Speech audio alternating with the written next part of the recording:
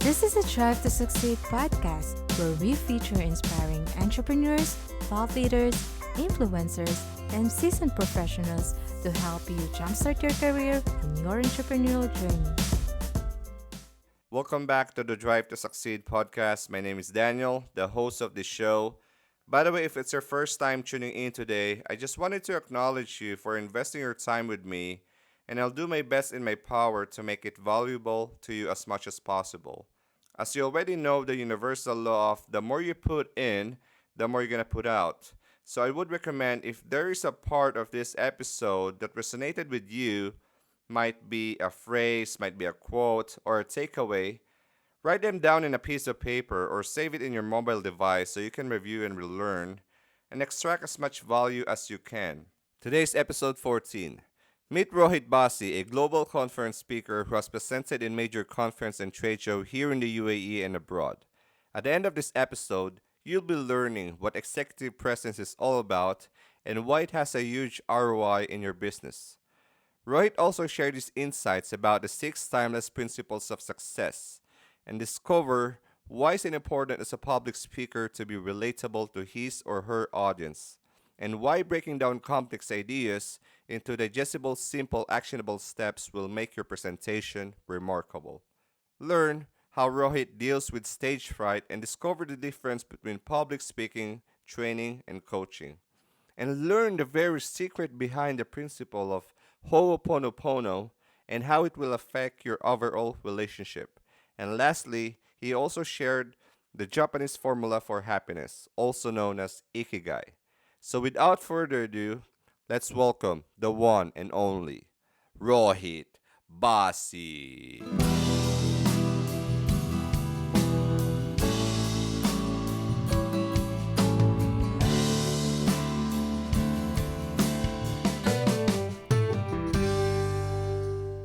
Welcome back to the Drive to Succeed podcast. We have a very special guest today, Rohit Bassi. Thank you so much for being here. My pleasure. Thank you for allowing me to be here. You're welcome. So the first time we got in touch is through LinkedIn, Correct. and I'm really interested in you because, to be honest, I've seen your profile. I've seen you speak in YouTube and in ATM. I haven't seen you speak personally, but that's what makes me intrigued because you were always out there in public doing public speaking. And I told myself, how come I didn't met this guy yet? You know? It's interesting. I mean, I'm doing another talk coming up, SME World Summit. I think it's on the 14th of March, and then I'm coming to ATM again, and then I'm doing a couple of speaker tours towards the Far East later on. I've been around for a while, I would say. Yeah. People have labeled me as an introvert, although I believe everyone has an introvert and an extrovert personality to them. So you could say my preferred personality is towards the introvert. I like my alone time. It re-energizes me. That's what it does. I sit in my garden and take it easy. And I do what I need to do. There are a lot of people who are out there who you see, especially social media being such a big thing. Understood. A lot of people being there. Let me just stop you at that. We're going to discuss it later. Yeah. But for those of the first time listeners who haven't heard of you yet, Yep. who is Rohit Bassi? Okay, who am I? I'm just a human being, just like you or anyone outside there. I'm doing what I love the most, and that is not necessarily delivering my message, but what my passion is, and that is to one of the things which I focus on is something which is defined as executive presence, and executive presence has three core elements to it, which is intelligence, communication, and emotional wisdom. And it's the harmonious integration of these three things. So when I'm on the stage, when I'm coaching or doing workshops, these elements come into it. So I take my talks or whatever I do, even in my life, from a very spiritual perspective. I'm not going to say religious, but a spiritual perspective. You want to call it the universe, God, Allah, Krishna, Ram, Jesus Christ, whatever you want to call it to or the mysterious force, or as Star Wars says, the Force.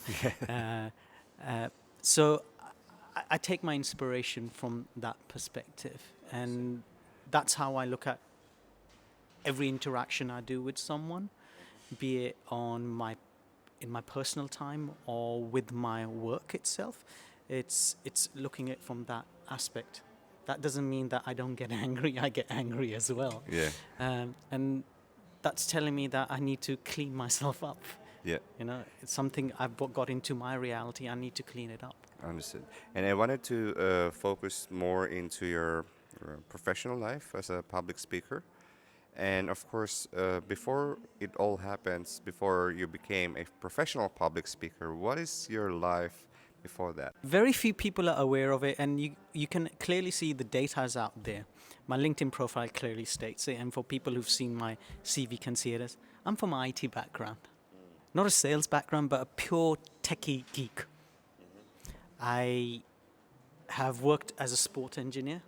I worked as a system administrator, and one fine day, I was. This was in one of my work when I was back in the UK. I'm born and brought up in the UK. I've been here, Dubai, over coming to about 13, 14 years. So how does the transition from IT, because when I think about IT and you're training IT people, you're thinking about maybe some flow charts, some, this IT stuff. Yep. And training in a technical term can sometimes be really boring. Yes. And so how does it work for you? I mean, where do you find that energy and that passion to teach that and transition? For me, I would have to say one of the people who got me moving towards more of the public speaking, presentation, training side of things is one of my managers back in the UK, Craig. And he saw something in me where I could connect with people. And because I was able to connect with people, he wanted me to start training people as well. And that's what I started doing. Now, talking about technical people and non-technical people, because technical stuff can be very heavy. Technical stuff can be very heavy, and people find it, and delivering to technical people can be tough because they really drill into the information. The way I did it was make those people see things more from a day-to-day basis, how things happen. And when now I do my work with non-technical people, or with all the work which I do, specifically we're talking about executive presence, be it in sales or the way you present in front of people.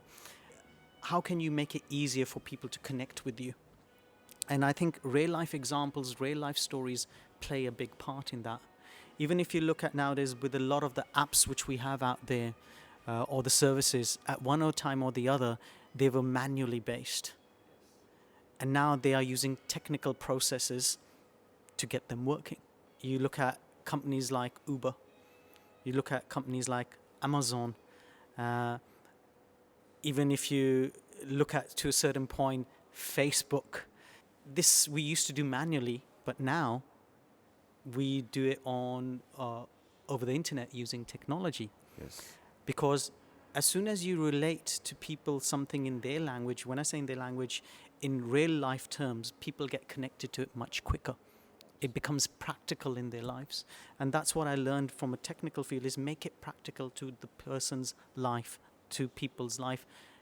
Slowly the transition happened. It wasn't easy. When I wanted to go into this, no one gave me the opportunity.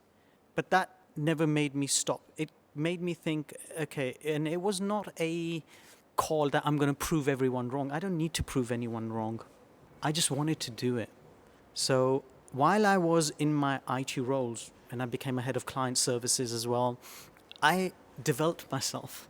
So what you saw on the outside, people never knew what was happening at the backside. Understood.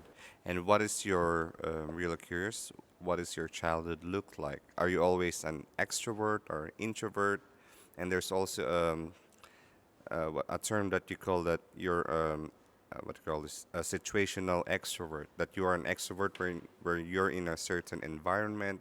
Like, I know some people where they are a public speaker, when they're on the stage, they're like very, Mm. outgoing, very Yep. energetic. But when they come off the stage, they were like very shy. I don't want to talk to people. When I am on the stage, I'm out there. I'm not your hoo ha ha ha ha. I'm not. You will see high energy, definitely. There is no gimmick to what I'm going to do. It's getting to the hearts of people. That's how I work. While I'm in that scenario, I will talk to people. It's not that I will, oh, I'm off the stage now. I will integrate with the people. I will talk to them because I have to show them the respect. And I really appreciate the fact that they've come to see me, to listen to me. And I owe it to them to talk to them, not to hide behind a screen or hide behind the curtain. So I will go out there for them because my role over there is to serve them. That's what it is. And I will go out there. Now, otherwise, if you now ask me, hey, right, let's go down for drinks somewhere, I'm a bit hesitant. It's not my way of connecting with people. So there's elements where, yes, I'm extrovert as people label it, or introvert as people label it. I'm a mixture of both, like anyone else. And are you always like this growing up? As growing up, oh, that's a very, very good question. I need to ask my mum about that. I can't. I used to study in a boarding school Okay. in my younger days, and I truthfully hated it. Why do you hate it? Because I'm born and brought up in the UK. I was sent to India for my boarding school. And the reason I hated it is because the Indians, although I'm Indian, but the Indians' kids didn't see me as Indian. They saw me as a British person Because the way you speak with an accent and to a certain extent. And because of the history between Britain and India, for some reason, kids have a very strange way. They saw me as a traitor. So I had a tough time where I just had to stand up for myself. So I didn't have many friends at that time. I used to have maybe one or two, but otherwise, I used to be on my own most of the times. so where did this energy came from? Because you have like one or two friends during your childhood, or you can say during your when you're studying in the boarding school. But now you're speaking to a massive audience. So how does it work? I mean, what kind of transition goes, and what are the things that goes inside your head? When you're going into that. I've always loved drama, Mm-hmm. acting. And when I was in the UK, I did my GCSEs. I got a grade A in my drama. My drama teacher had requested my parents that I go to drama school Mm-hmm. rather than take the usual route of doing other subjects. Drama school is different from acting school, or Yes, so drama acting school. That's what they wanted me. The drama teacher wanted me to do, instead of my A levels. Wanted me to go and do that. My parents were not up for it, so I did the conventional studying. So it was always there. So the stage was a place where I could release my energy. You could say that, and it made me feel connected with people. Mm-hmm. That's what the stage made me do. So I think that's one place where it came from. And then when I was working for one of the companies back in the UK, I came across, they call soft skills training. Okay. I was like besotted. I was like, wow. I was maybe, I think, 24. It's like, wow, something like this exists. Because it was basically you're standing up there and you're actually help educating people, but not your traditional way of educating. And I wouldn't even say education, it was more of workshops, it was more of practicality, which got me, how do I do this? I really want to do this. Yes. That's where it kind of set in as I want to do this because it just felt right for me. Understood. And when you're speaking in stages, how do you, overcome stage fright? I'll tell you a secret, which is no longer going to be a secret. Yeah. Every single person who goes on the stage has stage fright. Mm-hmm.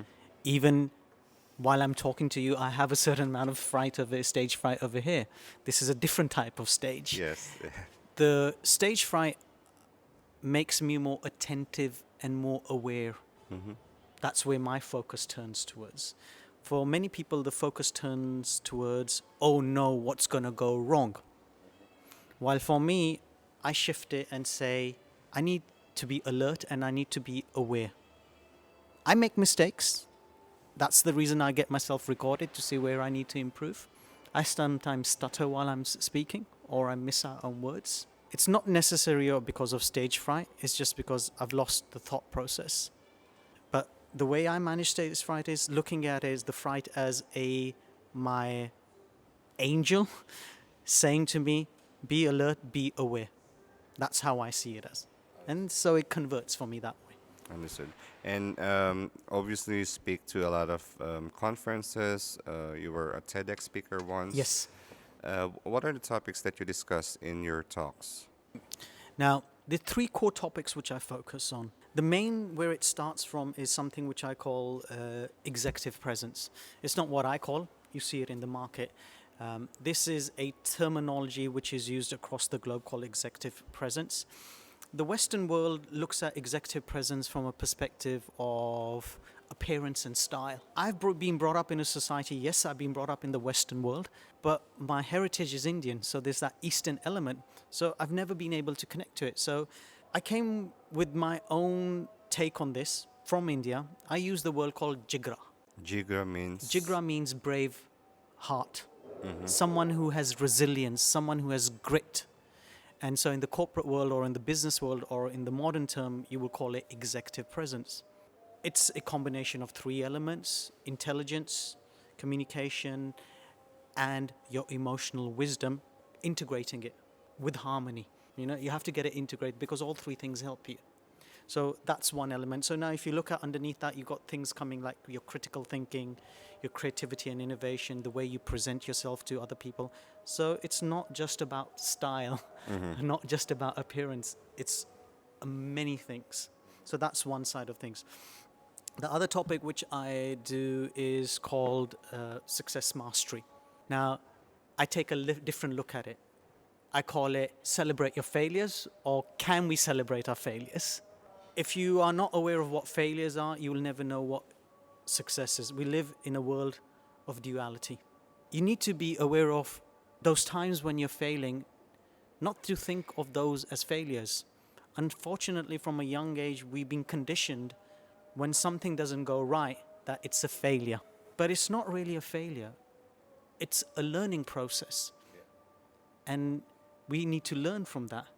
It's only when we grow up we learn that it's meant to be a learning process, but because from a very young age it's conditioned into us, we think it's a failure, but it's not. So there's different, so I use under that talk I usually have these 6 timeless acts of timeless principles of success. Really? And what are those 6? So the first one, I'll give you a couple of one. The first one which I say is know your BS. You're probably thinking BS, so I'll call it know your belief systems. Understood. Okay, so, I was recently listening to Dr. Hewlin and Dr. Joe Vitale. And Dr. Hewlin, he talks about, he's passed away. He was an amazing individual where he helped a lot of people through something which is called Ho'oponopono. Ho'oponopono. And what does it mean? It literally means, it's 4 statements. And it's all about cleaning yourself, getting rid of that BS. Belief system.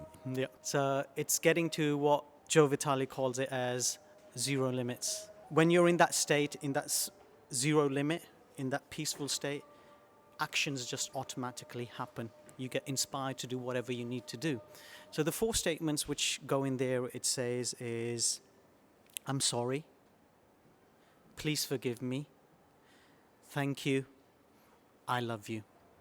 Can you repeat it again? I'm sorry. I'm sorry, please forgive me, thank you, I love you. Now, when you listen to the doctor talk about this, it's very interesting because he says, stop getting into your intellect. And again, he talks from a universal perspective. So I've got one doctor who talks about that. I know of one of my own teachers, whose name is Dr. Ramesh Segu. He's based in Dubai. He has a similar act or similar process, which he calls the solution. Again, it's about knowing your BS and cleaning it off. So that's one of the acts. The other acts, which is Ikigai. It's a Japanese term. Absolutely. People say it's knowing about your purpose. I think you need to go a bit more deeper into it, where it means is, firstly, find out what is really important to you. Coaches, trainers, speakers, they always talk about what do you want, what do you want, what do you want. I think most of the coaches think that that's the $1,000,000 question. When they do coaching, what do you want? And then they provide a solution, and.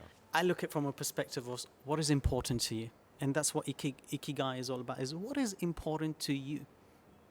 Now, it can be many things which are important to you. And if this is important to you, start focusing towards that rather than want. Because, see, there's nothing wrong with wants. What happens with wants is they're endless. And once we get attached to it, and the more we attach to something, the more trouble we create for ourselves. So if you turn the question around and say to you, what is important to me? You suddenly realize, whoa, social media, is that really important to me? Instagram, Facebook, is that really going to make a change, a difference? Is going to elevate me in my life? Be it in my personal life, be it in my work? Is it really going to do it? Yeah, we talked about it offline earlier, but I'm just really curious, what are your thoughts on social media? Because as a speaker yourself, you've been around for a while now, but you don't have much that online presence. Now, speakers, coaches, and every celebrities out there are capitalizing and leveraging attention on social media. Why have you not thought about it yet? And what are your thoughts on social media? I think social media is a wonderful tool. It's amazing. It's beautiful. It helps you with your marketing. And there's a lot of stuff which is not really required on social media. It's like any tool. If I give you a knife, you can use it to cut fruits, vegetables, or you can use it as a weapon. So I think it's a wonderful tool. I come from an IT background. I love I love technology. And online is something amazing which makes communication happen very quickly. As far as my presence is concerned, I have my YouTube, I have my Instagram, I have my LinkedIn. Now, maybe I have not found the formula where the engagement is not happening. I have gone out to certain agencies to help me out. Most of them are cowboys. Sorry to say, but the people I've interacted with, the pricing is extremely high. And they talk about engagement and likes. When you're running a business, it's not about engagements and likes, it's about conversions. Yes. Okay? I may have no likes, but most of my work comes from social media referrals. And how do people find you? They read a LinkedIn article, they've seen a YouTube video, they've seen someone speak about me. So majority of business comes from referrals, then social media comes in play. And how with about SEO. word of mouth marketing? So when I say referrals, it's word of mouth. Understood. So that's where it comes. What these people do is, hey, I've seen Rohit, here's a link to his YouTube video. Here's an article which you like of his. I have. If you look at my LinkedIn profile, I've got over 280 articles over there. And you write it by yourself? I write most of the articles myself. Then occasionally I get some help from some people where editing-wise I'm not clear or my thoughts are not coming out. I know but the you have concept. the thought there. I have the thought process, so they help me create it. But majority of the right is written. Then I've got my videos. I've got over 100 videos on YouTube. I've got my Instagram post as well. So it's a different generation Instagram. Facebook, I'm not a great user of it. I'm still there from a visibility perspective. So one of the business groups which I was a part of, BNI, one of the greatest things which I've learned from them is visibility, credibility, profitability. Visibility, credibility, focus on that, and the profitability will come. When you're running a business, it's converting it. Now if you compare it to many of the other people, I don't have many subscribers. The reason why I don't have any subscribers is because, honestly, I have no clue how to, what is the formula behind that. Maybe we can talk about it later. Yeah, we can talk about it because I've spoken to a number of agencies. Yes, we'll do this, X, Y, and Z. Nothing. Yeah. It's all about likes and engagement. And it's like, okay, fair enough. Yeah. What about the conversions? I need you as a business, when you're running a business, you want people to connect you, have a query with you. So LinkedIn, I get a lot of engagement happening. And how many stages do you speak in a year, or like how many appearances do you? That's a good one. See, now the industry, you can look at it from a perspective of you've got speakers, you've got training, and you've got coaching. For me, all of them are a stage. So in any one year, you're looking at anything between 50 to 100 engagements. That's approximately. And The- it varies from corporate to trainings to one-on-ones. Recently, past 3 years, because I've been focusing more on the stage as a speaker, that started to increase quite significantly. As a corporate speaker. Yep, that's absolutely right. So that's why I had the ATM. The TEDx was very strange because the TEDx happened because I had a student come into my workshop over 7 years ago. And she called me up. She said, "Do you want to be on the TED stage?" I said, "Yeah, where, when?" She said, "No, no, no. You need to apply. And I'm going to talk to the committee if they are willing to take you on board. But there's no guarantee you're going to get it, but apply." And what is the criteria to be on the TED? Okay, so TEDx? they want something which is unique, which is which has the research backing as well, and something which people remember. Now, I have this great affiliation with compassion. So my talk was called The Miracle of Compassion. And the TED platform is probably the only place where I've seen compassion spoken about the most. And when I started my business, my whole point was coming from a compassionate perspective. Many people said to me, well, most people said to me, business and compassion doesn't go together. Yeah. I'm still here. I'm still here, and that's always been my thing. In the beginning, it was not in the forefront. Now it's in the forefront where I say, inspiring trust and compassion to achieve ROI. That's what I tend to focus on. And I think that's also what you are called now, Roy Bassi. Interesting you picked that up. So last year I was out and about on one of my tours, and I was sitting on the bed and I was thinking, because previously was known as In Learning as a brand out there, and I said, okay, it's fine, I like it. And suddenly I realized my name at home is ROI, Roy. I was like, and I've been called that for God knows how many years. And I said, ROI, return on investment. How come I'm not using it as a brand? Because people who interact with me, they do get a return on investment or beyond return on investment. Yeah. So might as well use it as a brand. Even when I use a name or I say something, for me, it has to be ethically, morally correct. I'm not just going to do something for the sake of someone else saying it. So there's this notion of people saying, fake it till you make it. Yeah. I prefer saying, faith it and you will make it. Faith it and You will make it. Understood. And so before my final question, we can speak about this for hours and Yeah, hours. definitely. Where can people find you, or how can people reach you? Okay, so obviously now they've listened to your show. Yeah. They can find me through you. My website, ROI Talks, ROITALKS.com, Roy Talks, ROI Talks. That's one place. You can email me at ROI@ROITalks.com. So those are two places. You'll go over there, you'll see the social media links, the videos, the blogs, whatever you want to do, you can connect with me. So I guess my last and final question to you, if everything is stripped away from you, your business, everything, your wealth, whatever your status is right now, your income, what would be your main drive to succeed? What would be my drive to succeed? What I do, I love it. I will keep on doing that. For me, a drive to succeed is simply to serve others. That's it. There is this great talk about you need to hustle to succeed. You need to focus rather than hustle. Focus rather than hustle, and you will succeed. So for me is serving others in whatever way best possible. Today I'm doing this. Tomorrow maybe I'll find another way to serve people. But in this day and time, at this moment in time, the way the universe has kept me, this is what I need to do. This is what I'm doing.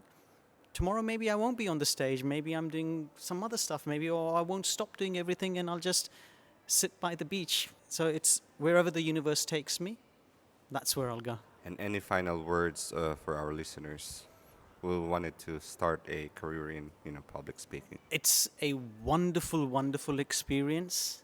It's strange you say ask that question because a couple of weeks ago, a young teenager said to me, "Oh, I want to be a public speaker." I said, "Wow, that's great." They didn't know that I'm a public speaker. And I said, "So what's the reason you want to be a public speaker?" "Because I want to be famous and I want to make money." Great. You've got clarity. That's amazing. But it's not that easy either. There is work which goes into it. Like I said, I didn't just come on the stage straight away. I was in IT for such a long time and I made the shift. Now people see me as, oh, he's a public speaker, he's a coach in executive presence. Yeah, that's how they see it. They see that he inspires people. But if you had met me earlier on when I come into Dubai, oh, he's in IT, that's it. It takes time. You have to groom yourself. You may have the talent. Talent is great, but if you're not going to do anything with it, it's useless. You have to do something with it. There's some amazing, talented people out there, but they do nothing with the skill which they've been given. And this is, the universe has given it to them in their lap, but they do nothing with it. But then there comes someone else who likes that talent, doesn't know, is no good at it, but works on it, and they excel. Because they work on it. They have a passion for it. They want to do it. So you need to find your passion, have a right intention, and of course work on it so you can, become a great public speaker one day. In anything which you do, that's what you need to do. Understand. Faith it until you make it. Faith it and you will make it. Oh, okay. Thank you so much. Thank you. All right. So Rohit, thank you so much for sharing your journey with us. For our listeners who wanted to know more about you, they're gonna visit your website, and you have a book as well called Success Mastery. Absolutely. So we can give them some copies. Yes. Whoever. Absolutely. So what we can do is for your listeners. So I'll give 3 books away, and also so they have a choice. Okay, they have a choice where I'm going to give 3 books away. So or they can have a hour's coaching session with me on public speaking. They have a choice which one they want. So in fact, what you'll have is 6 giveaways if you think about it this way with your speakers. All right. Thank you so much, Rohit, for My your pleasure. time, and see you in the next episode. Thank you. Thank you so much for listening in this episode. And if there's one thing that you learned from this episode, I hope and challenge that you apply it in your life. Because that's the reason why this podcast exists, is to add value in other people's lives, to make an impact and serve more people too.